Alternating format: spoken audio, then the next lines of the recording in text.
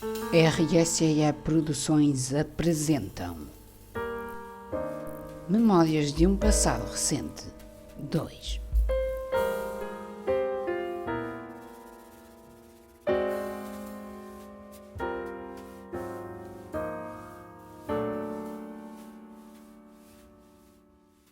A economia cresceu bastante, em particular no início da década de 1950.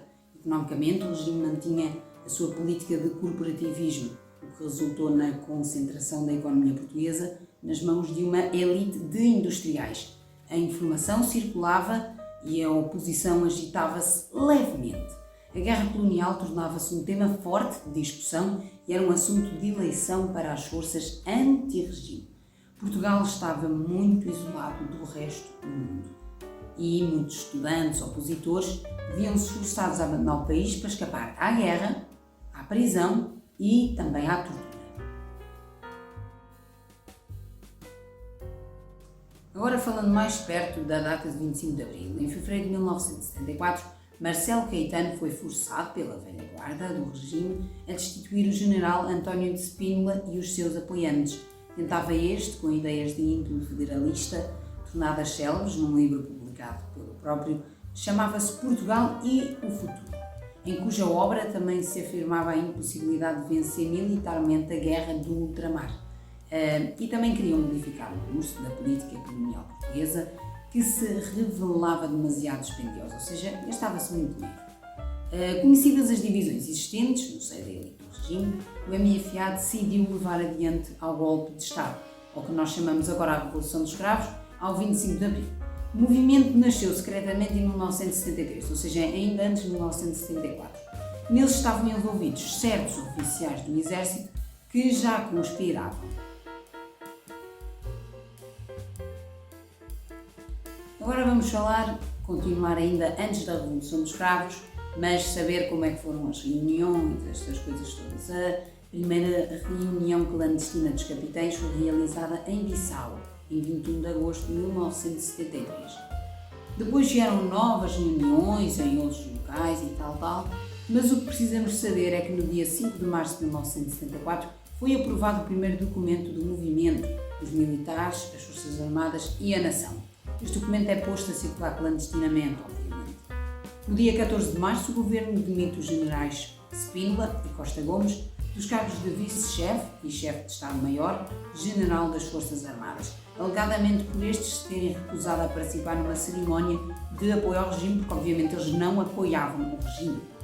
No entanto, a verdadeira causa da expulsão dos dois generais foi o facto do primeiro ter escrito, com a cobertura do segundo, um livro, o tal que acabámos de falar, Portugal e o Futuro, no qual pela primeira vez uma alta patente advogada a necessidade de uma solução política e para as revoltas separatistas nas colónias e não uma solução militar. No dia 24 de março, a última reunião clandestina dos capitães revoltosos decide o derrubo do regime pela força. Prossegue a movimentação secreta dos capitães até ao dia 25 de Abril. A mudança de regime acaba por ser feita por ação armada.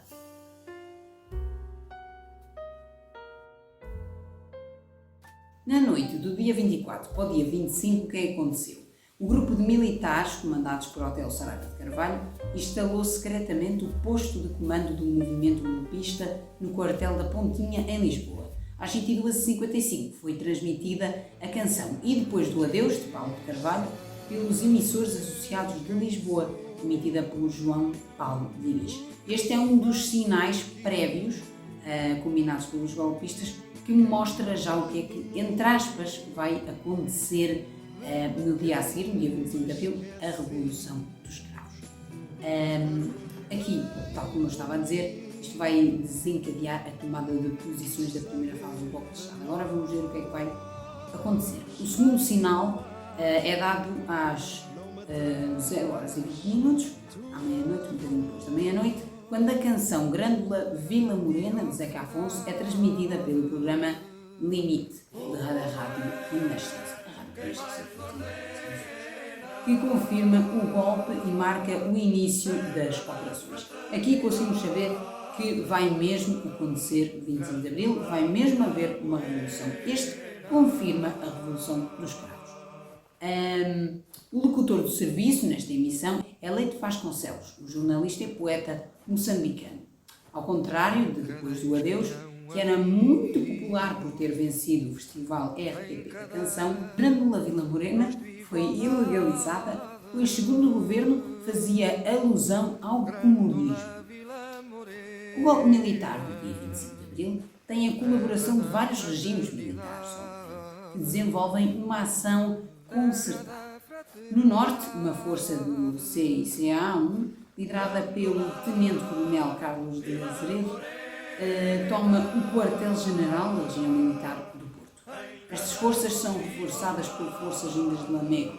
Forças do BC-9 de Viana do Castelo tomam o aeroporto de Pedro Cubas. Aqui vemos eles a tomarem alguns locais, eles a ficarem com alguns locais, já a prepararem-se no próprio dia, a ficarem com aqueles certos sítios para começarem a botar abaixo, entre aspas, o regime que estava mal aqui no nosso país. E o regime reabre e o Ministro da Defesa ordena a forças sediadas em Braga para avançarem sobre o Porto, no que não é obedecido, dado que estas já tinham aderido ao golpe.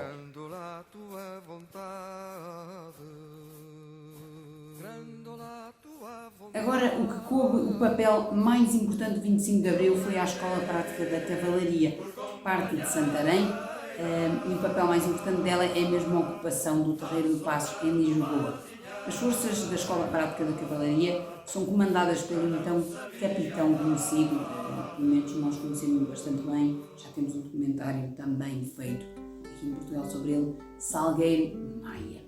O Terreiro do Paço é ocupado às primeiras horas da manhã e Salgueiro Maia move mais tarde parte das suas forças para o quartel do Carmo, onde se encontra o chefe do governo, o Marcelo Caetano, que ao final do dia se rende, exigindo contudo que o poder seja entregue ao general António de Spínola, que não fazia parte do Lama-Fiel, ou seja, do movimento das Forças Armadas, para que o poder não caísse.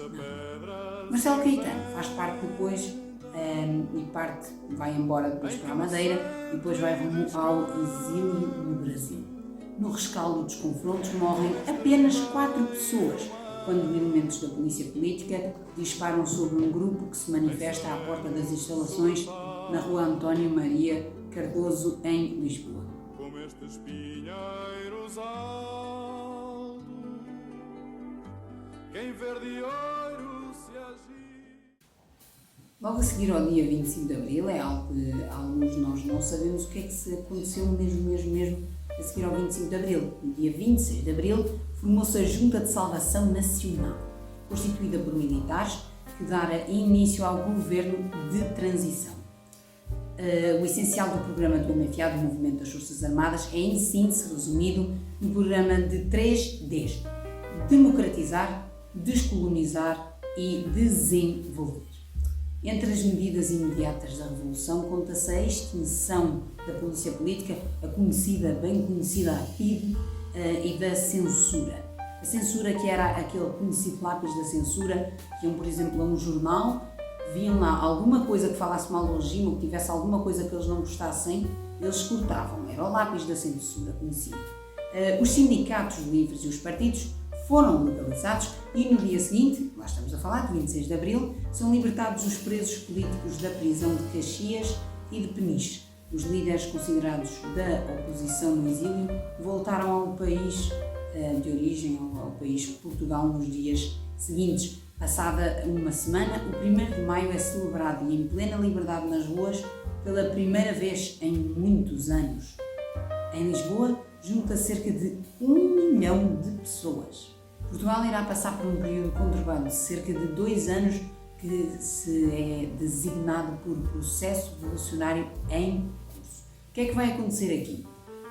Aqui vão-se confrontar facções da esquerda e facções da direita, por vezes com alguma violência, sobretudo em ações organizadas no norte, e são nacionalizadas grandes empresas, saneados quadros importantes, levadas ao exílio e personalidades identificadas com o Estado Novo.